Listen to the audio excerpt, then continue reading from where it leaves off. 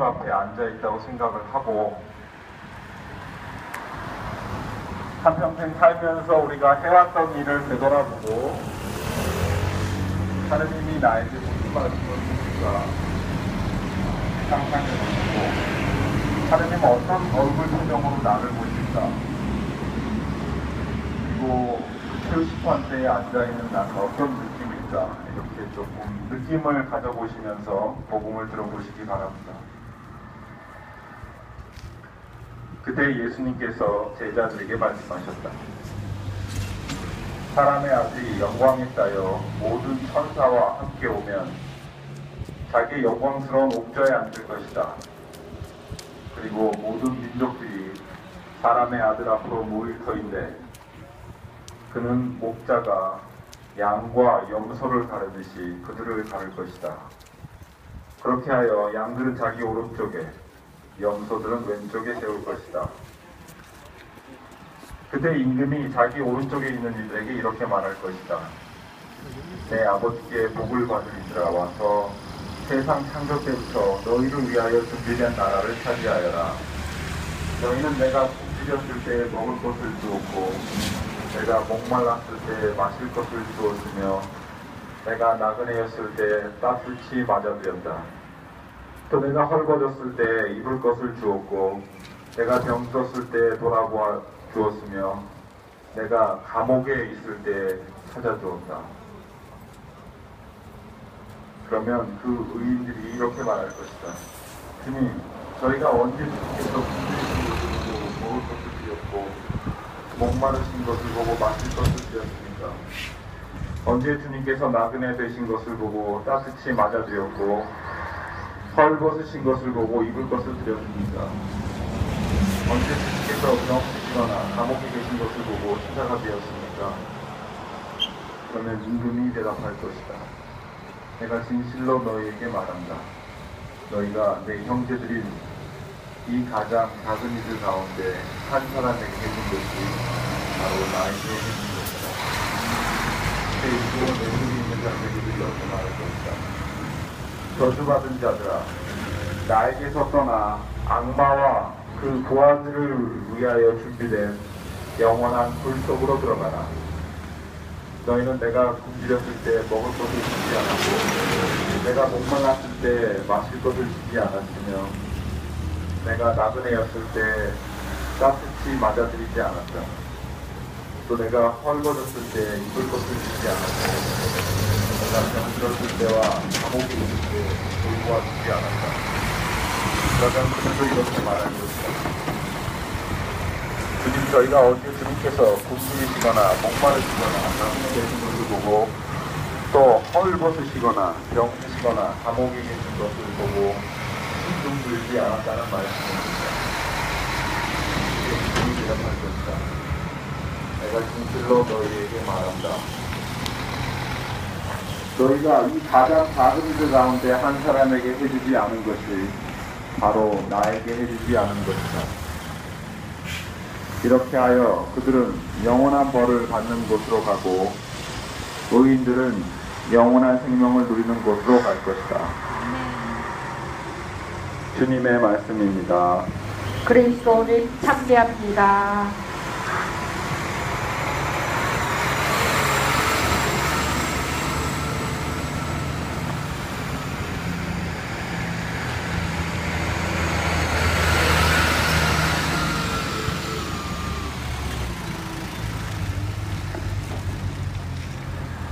네, 저는 예수의 캄보디아 미션 소속으로 캄보디아에 있다가 얼마 전에 들어왔고요. 캄보디아에서는 대학교 철학과에서 중세 철학을 가르치고 신학교에서는 교회사를 가르치고요. 그 다음에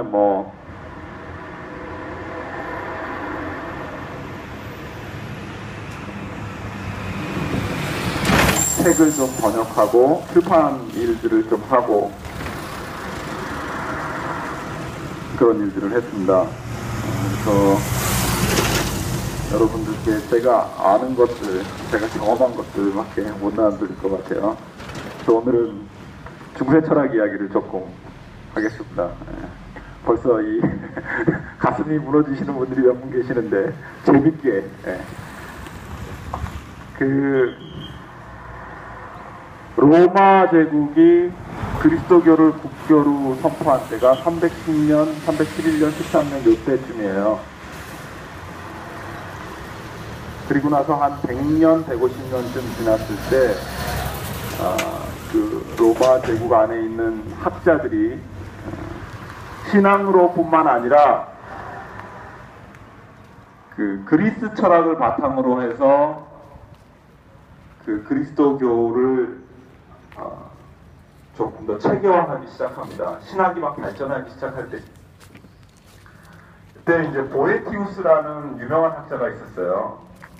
그런데 로마 제국 그 위에 여러 가지 게르만족들이 이제 밑으로 남하하면서 로마 제국과 전쟁을 일으키고 지면 로마 제국에 이렇게 복속되기도 하고 전쟁에서 잘 견디면 자기네 조그만 왕국을 세워서 이렇게 대적하기도 하고 그랬었는데 그때 있었던 왕국 중에 조그만 왕국 중에 하나가 동고트족, 고트족이 두 개인데 동고트가 있고 소고트가 있습니다. 동고트족이라는 그 게르만 민족이 있었어요. 테오데릭이라는 그 동고트족 왕이 이 로마 제국의 보에티우스라는 학자를 굉장히 사랑했어요. 신망하고. 그래서 자기 왕국으로 불러서 자기 수하 밑에 두면서 그리스도교뿐만 아니라 여러 가지 학문적인 기여를 하도록 하고 적극적인 지원도 해주고 뭐 그랬습니다. 그래서 로마 제국의 학자였지만 동고트 제국 그 테오도릭 왕의 신망과 지원을 얻어서 이 보에티우스가 굉장히 많은 역할들을 해주었어요. 또 그 동고트족을 그 학문적으로 탄탄하게 만드는데, 그런데 이 보에티우스는 결국에는 로마 제국 소속이고 또 그리스도교를 믿는 사람이었고 해서 정치적인 관계가 동고트 제국과 로마 제국이 불편해졌을 때 테오도릭 왕이 로마 제국의 첩자이면서 로마 제국을 지원하는 사람이다라고 누명을 씌워서 보에티우스가 감옥에 가게 됩니다. 사형 선고를 받게 되죠. 보에티우스로서는 개인적으로 굉장히 절망적인 상황이었어요.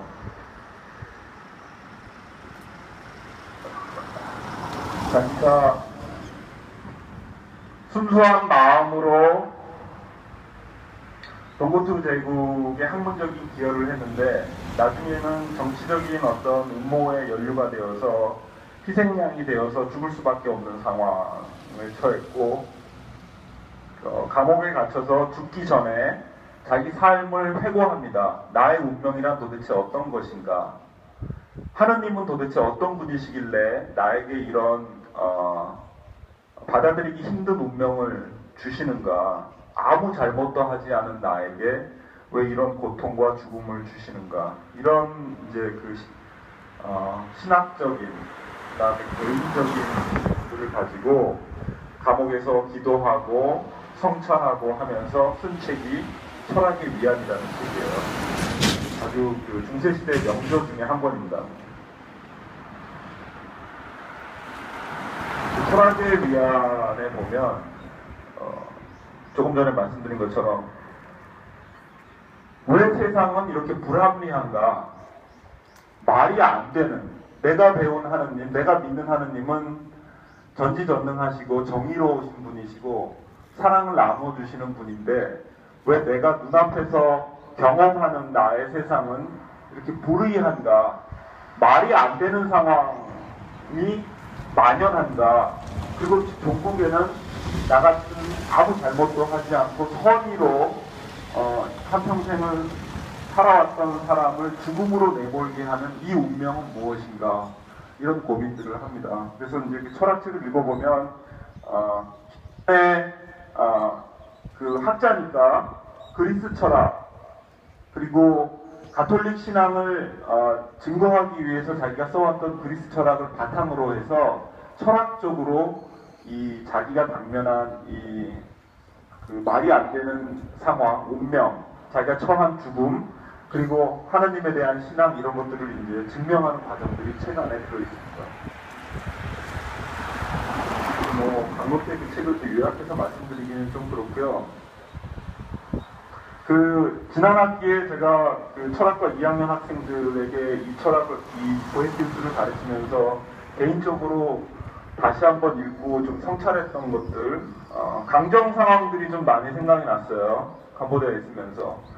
우리 특히 그 당시에 박도현 수사님 감옥에 갔다가 나오신 지 얼마 안 됐을 때였고, 문정현 신부님이나 우리 김성환 신부님, 그 다음에 그 전에 감옥 가셨던 김정훈 신부님, 이영찬 신부님, 많은 분들이 정의를 위해서 일하시다가 감옥에 가셨고, 또 가실 수밖에 없는 운명들을 지금 앞에 두고 계시고, 이런 성찰들을 조금 많이 했습니다.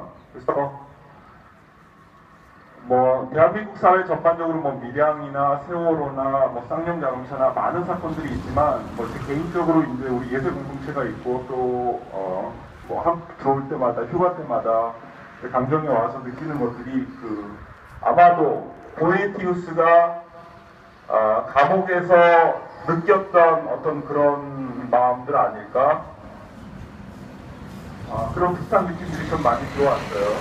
가르치면서.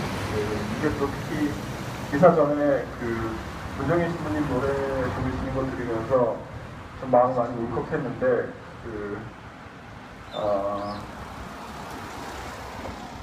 개인적인 이야기라서 제가 강원태는 잘 말씀을 못 드리겠고, 지금 우리가 처한 상황은 사실 보에티우스하고 좀 다르게 감옥이라도 가야 되는 심정인 것 같습니다.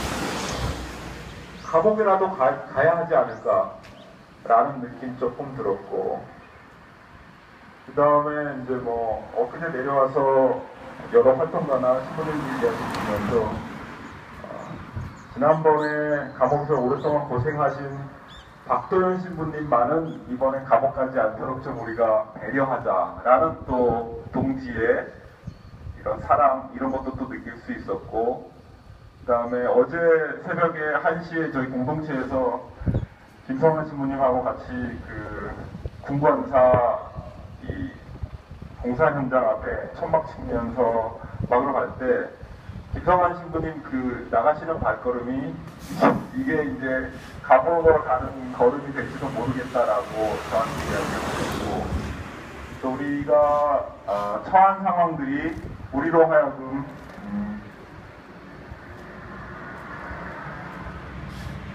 부정의, 부정의를 대면하면서 우리 스스로 감옥으로 갈 수밖에 없는, 꼭 물리적인 유치장으로서의 감옥뿐만 아니라 우리를 희생하고 우리를 스스로 결박해서라도 정의를 증명해야 하는 어떤 그런 상황들이 아닌가,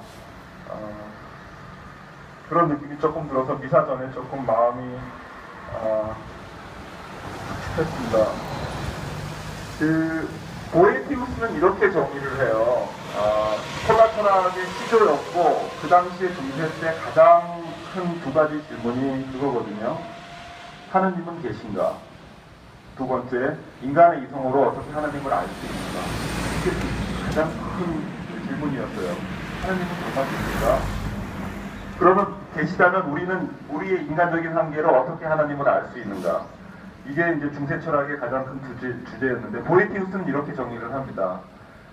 하느님은 전지전능하신 분이고, 인간은 한계가 있는 피조물이기 때문에 하느님이 세상을 주관하시는 그 큰 섭리를 인간의 제한된 이성으로는 알 수가 없다. 단편적으로밖에 알 수가 없다. 하나님의 큰 섭리가 우리를 주관하고 있지만, 우리가 인간으로서 제한된 조건 안에서, 시간과 공간이라는 조건 안에서 대면하는 상황은 우리가 운명이라고 얘기하는 그 단편적인 것들밖에 알 수가 없다. 그렇게 얘기를 합니다. 그래서 인간이 하느님과 일치하기 위해서, 하느님의 섭리를 잘 알기 위해서는 기도하고 식별하면서 일상 안에서 하느님의 뜻을 찾는 노력을 끊임없이 해야 된다라고 그렇게 얘기를 합니다.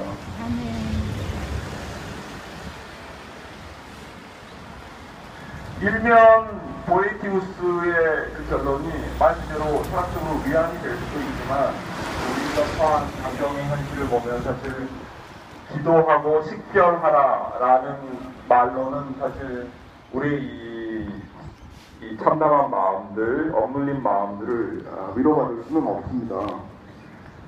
이제 중세 마지막에 그런 보에티우스가 그렇게 시작했던 철학적 고민들이 700년이 지난 다음에 그 유명한 아퀴나스 신학자, 도미니코의 신학자는 이렇게 정의를 내리죠. 하느님의 그 섭리, 하느님의 법이 하느님 안에 있지만 그것들이 당신의 피조물 안에 스며들어와 있고 우리가 피조물로서 그 하느님의 법을 알 수가 있다라고 얘기합니다. 그것이 이제 바로 그 신법과 자연법이다라고 이제 얘기하죠. 자연 안에, 우리 주변 안에, 우리 상황 안에 하느님의 법이 내재화되어 있고 그것을 우리가 알 수가 있다라고 얘기합니다. 그러면서 또 한 가지 이야기하는 것은 그런데 그 자연법은 우리가 주변에서 이렇게 고개를 끄덕끄덕 하면서 자연스럽게 알아들을 수 있는 자연 속에 있는 그 하느님의 법은 인간이 머리로 만들어낸 인간법하고는 다르다라고 얘기를 합니다. 그래서 세 가지를 구분하죠. 신법, 자연법, 인간법. 우리 여기 변호사님도 앉아 계시고 제가 그 농담반 진담반으로 얘기하는데 우리가 법의 이름으로 얼마나 많은 고통을 받습니까? 강정 상황뿐만 아니라 뭐 세월호도 마찬가지고 국가가 권력을 쥐고 있으면서 휘두르는 그 법의 칼이 얼마나 많은 사람들에게 피해를 주고 우리를 처참하게 희생시킵니까? 그게 바로 제한된 인간의 이성이 만들어낸 그 인간법이기 때문에 그렇지 않은가라는 생각들을 해요. 그래서 우리가 통상적으로 얘기하는 법이 아니라 하느님의 법, 자연 속에 내재되어 있는 우리가 강정을 보면 알 수가 있죠. 구럼비 그리고 강정 마을 사람들 그리고 우리의 자손들 이 자연들을 누리고 행복하게 살아야 할 우리 자손들을 생각하면 자연스럽게 떠오르는 그런 마음들이 바로 하느님이 우리 안에 심어주신 자연법이 아닌가. 그런데 우리가 지키려고 하는 그 자연법 그에 따라서 살려고 하는 그 자연법이 인간이 만들어 놓은 여러 가지 법령들, 법규들 그 안에서 해군 기지가 생기고 해군이 우리를 막고 그죠? 경찰이라는 이름으로 또 여러 가지 것들 제재를 가하고 하는 그 일상을 우리가 이 강정에서 대면하고 있습니다. 그래서 강론을 마무리하면서 제 바람을 조금 나누어 드리면 우리가 신앙인으로서 꼭 신앙인이 아니더라도 우리가 일상 안에서 마음을 가다듬고 잘 기도하고 식별해 보면 마치 보에티우스가 감옥 안에서 그렇게 했던 것처럼 마치 우리 선배 신부님들이 여러 활동가들이 제주교도소 안에서 그렇게 했던 것처럼 눈을 감고 마음을 가다듬고 우리가 처한 상황들을 잘 돌아보면 그 안에서 하느님의 자연법을 우리가 느낄 수 있지 않을까. 그리고 그것들을 묵묵히 힘들지만 죽음을 대면하면서 우리가 뚜벅뚜벅 걸어 나갈 때 하느님이 갖고 계시는 그 하느님의 왕국, 아름다운 세상, 정의가 살아 숨쉬는 세상을 우리 일상 안에서, 강정 안에서 실현할 수 있지 않을까 그렇게 바라봅니다.